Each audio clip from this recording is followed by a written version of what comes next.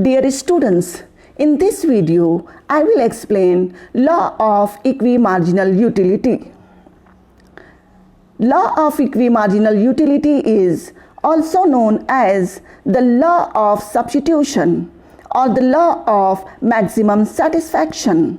The law is derived from the law of diminishing marginal utility. It is also called Gaussian's second law.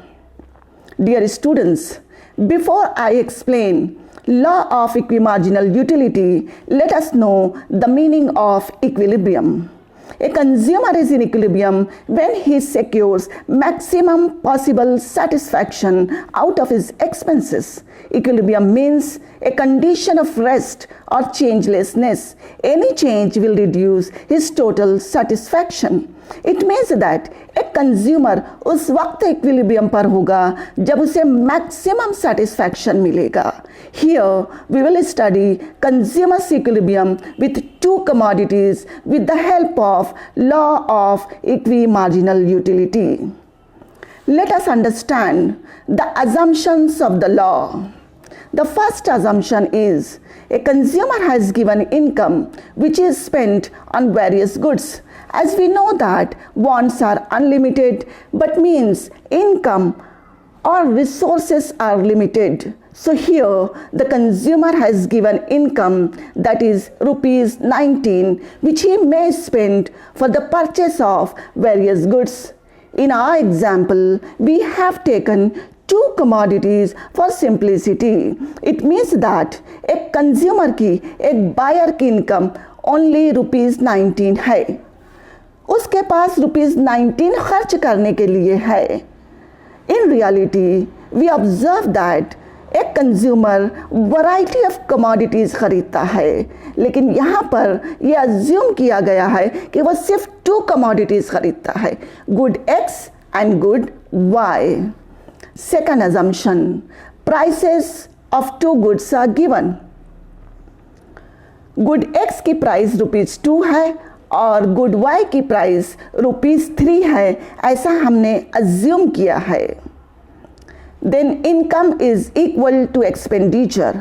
It means that पूरा के पूरा rupees 19 good X और good Y पर खर्च किया जाएगा तो income is equal to expenditure होगी. It means there will be no saving at all.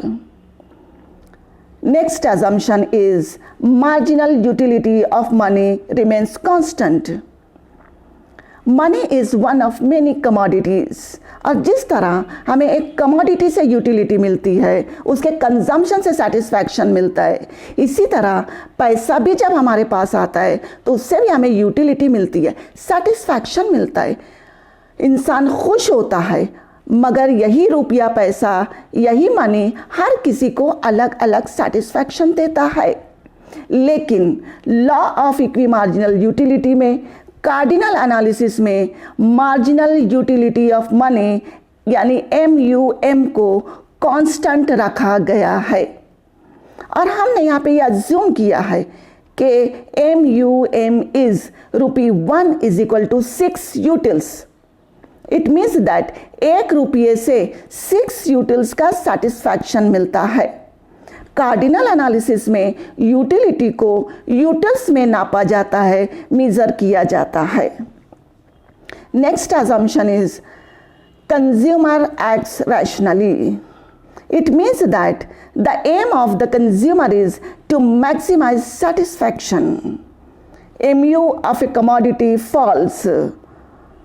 Marginal utility of a commodity falls. It means that as a consumer consumes more and more units of a commodity, the utility goes on falling. Dear students, please remember that कि consumer के पास खर्च करने के लिए हमारी example के हिसाब से रुपीस 19 है. गुड एक्स की प्राइस रुपीस 2 है, गुड वाई की प्राइस रुपीस 3 है.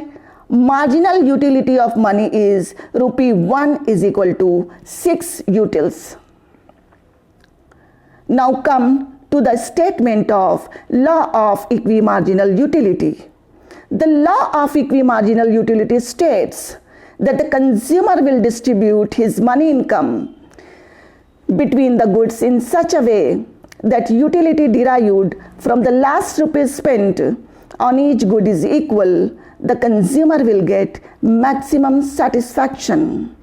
It means that एक कंज्यूमर को उस वक्त मैक्सिमम सेटिस्फैक्शन मिलता है जब वो अपनी इनकम को इस तरह से खर्च करता है कि MUs of the goods एक दूसरे के बराबर हो जाएं और the consumer will get maximum satisfaction when MUX divided by PX is equal to MUY divided by PY is equal to MUM.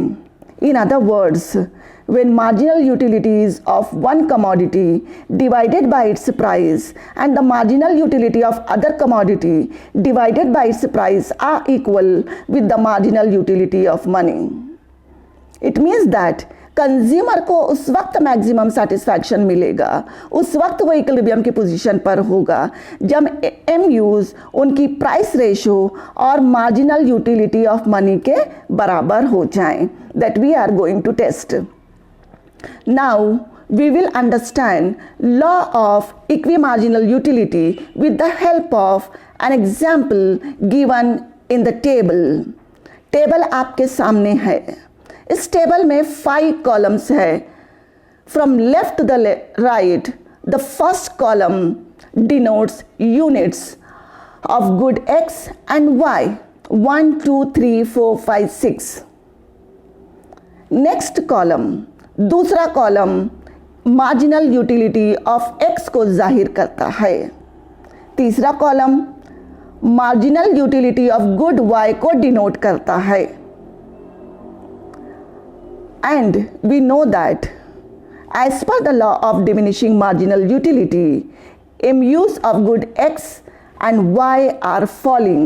जैसे जैसे एक कंज्यूमर गुड X और गुड Y का कंजम्पशन करता है उससे मिलने वाली यूटिलिटी कंटिन्यूअस गिरते जाती है.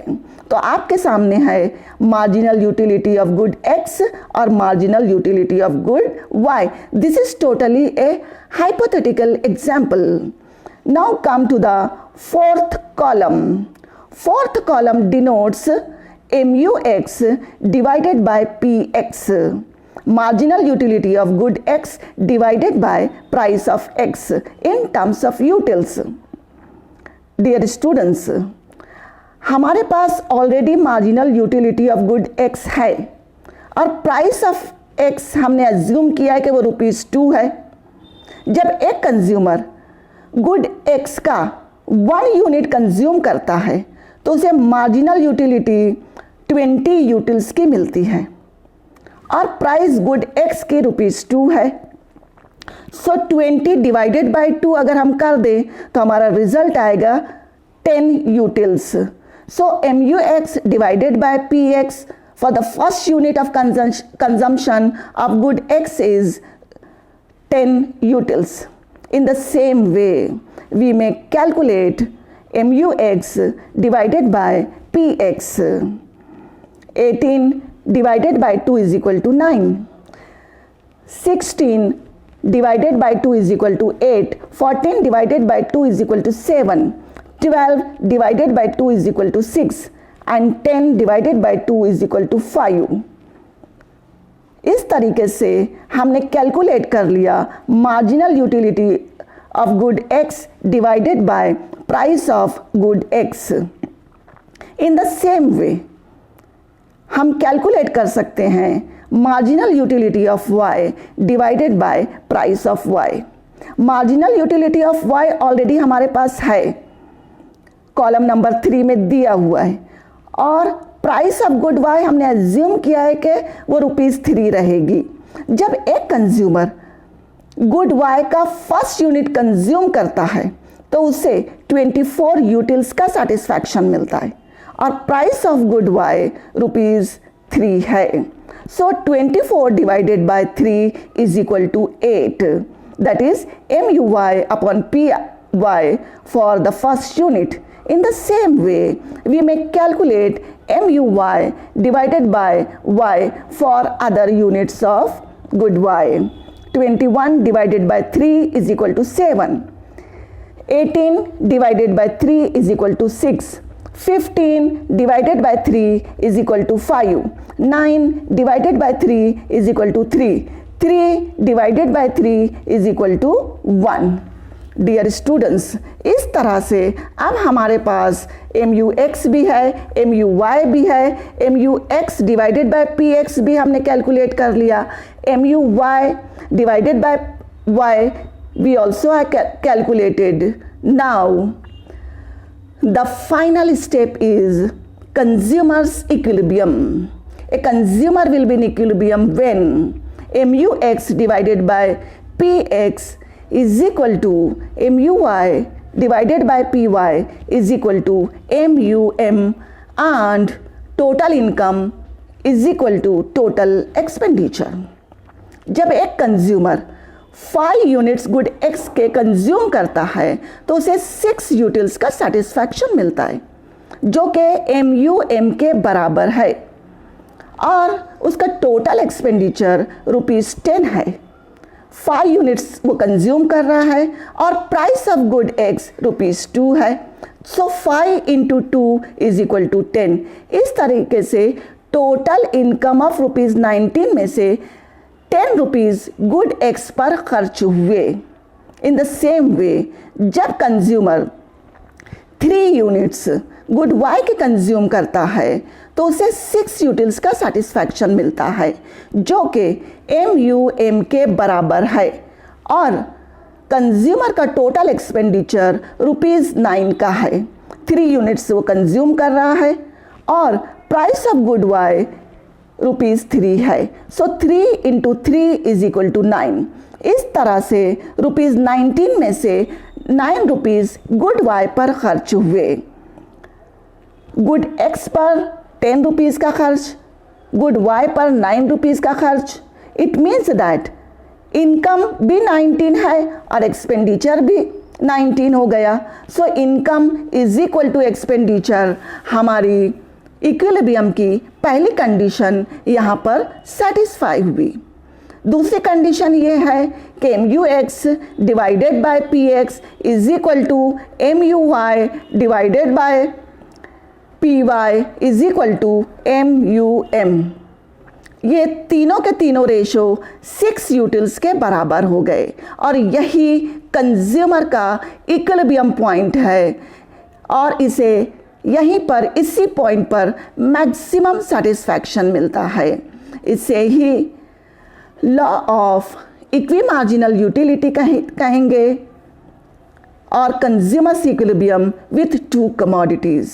डियर स्टूडेंट्स, रियल लाइफ में हम किसी भी कमोडिटी पर कितना भी पैसा खर्च कर देते हैं, मगर प्रोफेसर अल्फ्रेड मार्शल ने सिस्टमैटिक वे से कैलकुलेशन करके बताया है कि अगर कंज्यूमर 2 और मोर देन 2 कमोडिटीज़ को कंज्यूम करता है तो उसे कब और कहाँ मैक्सिमम सेटिस्फैक्शन मिलेगा। Thank you very much.